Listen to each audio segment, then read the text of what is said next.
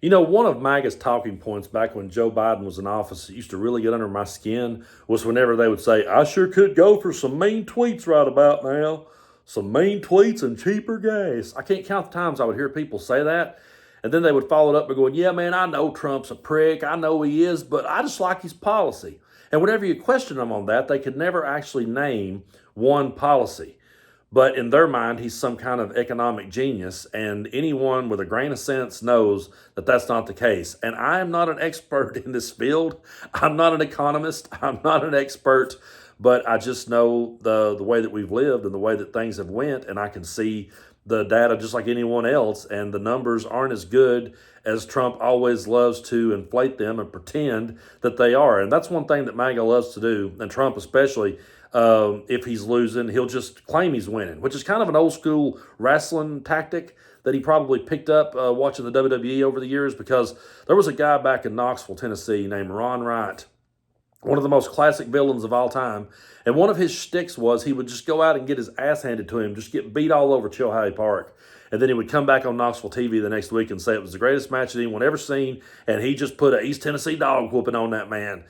And people would sit back and go, "You got your ass kicked," and he would be like, "Oh no, it was the best match ever. You didn't see that? You're blind if you didn't see me beat him." And he was pinned clean in the middle of the ring. That's Donald Trump. He's that guy who, if it's bad, he will still find a way to say, "You just got done watching the greatest thing ever." But the question now becomes, can Trump fix the national debt? So I'm going to be reading an article here from the Associated Press. Can Trump fix the national debt? Republican senators, many investors, and even Elon Musk have doubts. So Donald Trump faces the challenge of convincing Republican senators, global investors, voters, and even Elon Musk that he won't bury the federal government in debt with his multi-trillion-dollar tax breaks package. The response so far from financial markets has been skeptical, as Trump seems unable to trim deficits as promised.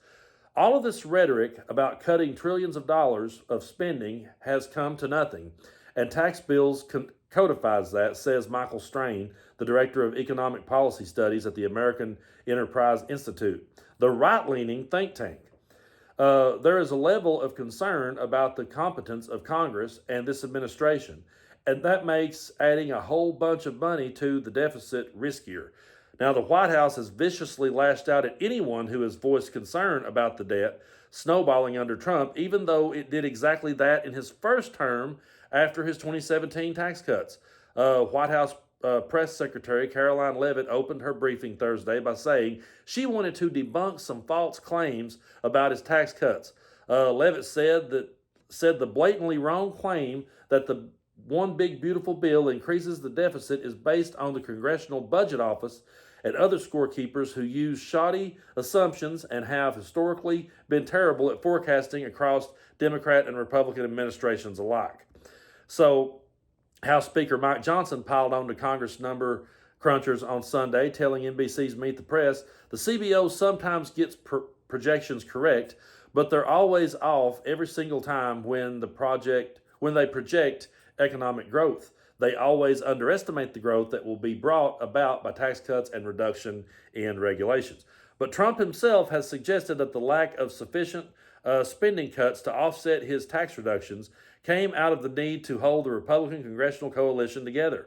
We have got to get a lot of votes, Trump said last week. We can't be cutting. And that has left the administration betting on the hope that the economic growth can do the trick, a belief that few outside Trump's orbit think is viable. Most economists, I get this, most economists consider the nonpartisan CBO to be the foundational standard for assessing policies, though it does not produce estimates for actions taken by the executive branch as Trump's unilateral tariffs.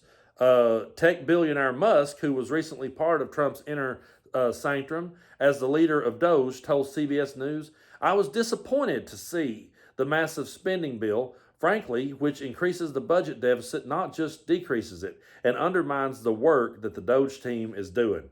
So, yeah, even Elon is seeing through this, and I really believe that in time, you're going to see Elon Musk back on Joe Rogan, and he will be talking about what a mistake it was to ever be associated with Donald Trump. There will come the point, folks, I really do believe, there will come the point where these people will absolutely turn on Trump And they'll try to pretend like they were never really Trump guys all along.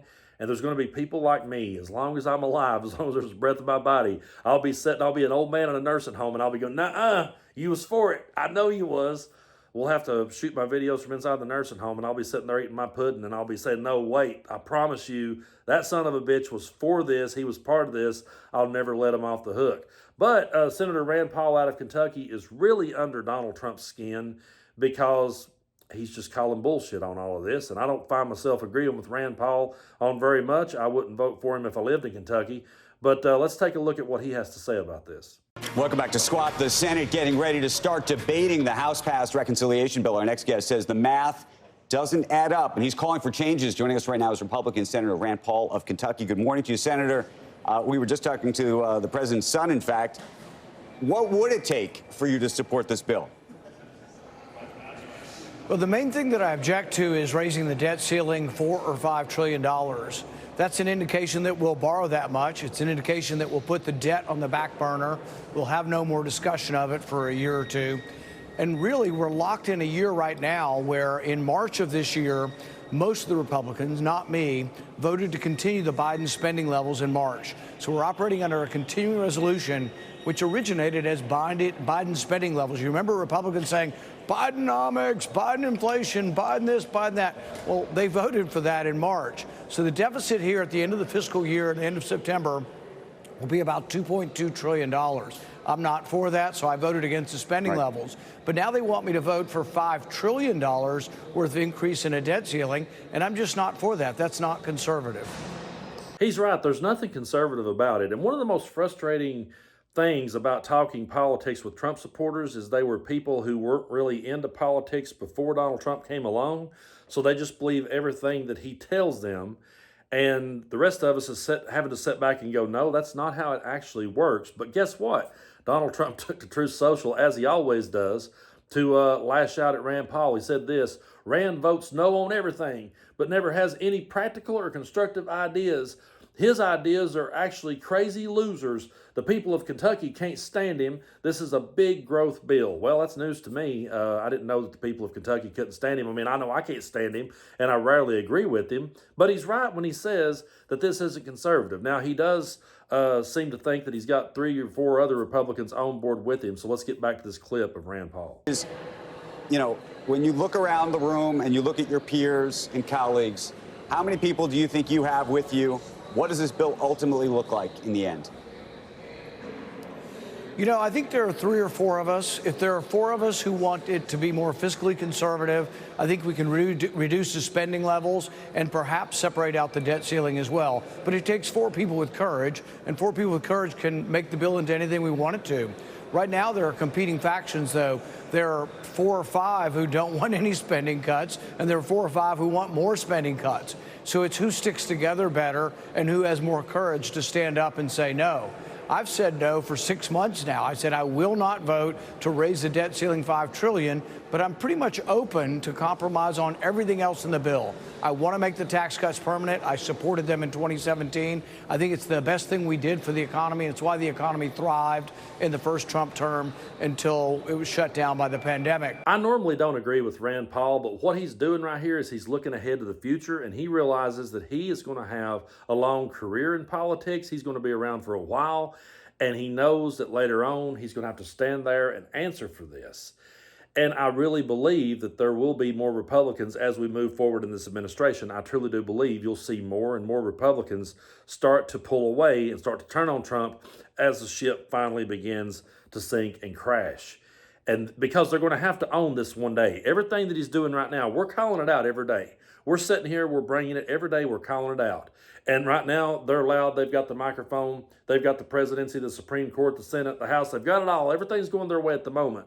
But once these things fall into place and everyone sees that they really didn't help the way that Trump promised they would, then Republicans that have to run in the next elections are going to have to stand there and own it.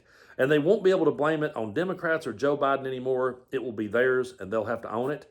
And I think people like Rand Paul can see ahead and realize, hey, I've got to answer for this later. So I'm going to go ahead and be the one guy saying it now, because at least he would have that feather in his cap later to be able to say, well, see, I was trying to tell y'all that this was our fault then. So that might actually win over some people that are in the middle of the road that have a little bit of sense. But yeah, folks, this is where we're at. Donald Trump, the guy that, just thinks you can slap a tariff on anything and that's the answer to things. The guy that drove the national debt up, like near $8 trillion his first term. People think somehow he's going to get it under control in this term. I have never understood the appeal of the guy. I've never understood why anyone thought he was a genius. He is an absolute babbling idiot. But maybe that's it. Maybe that's the appeal. Maybe the babbling idiot just appeals to other babbling idiots, and they all feel empowered, to go for. I mean, they're stupid people. I'm not trying to be cruel here or condescending, but you have to be a special breed of stupid to still support Donald Trump. You truly do. And so maybe it just makes them feel better about themselves, and they can walk around even when things are bad, like the wrestling villain in Knoxville, Ron Wright. They can walk around. I whooped him all over Chilhowie Park. No, I do believe you got pinned there, Ron, but go ahead and believe whatever line of bullshit they feed you.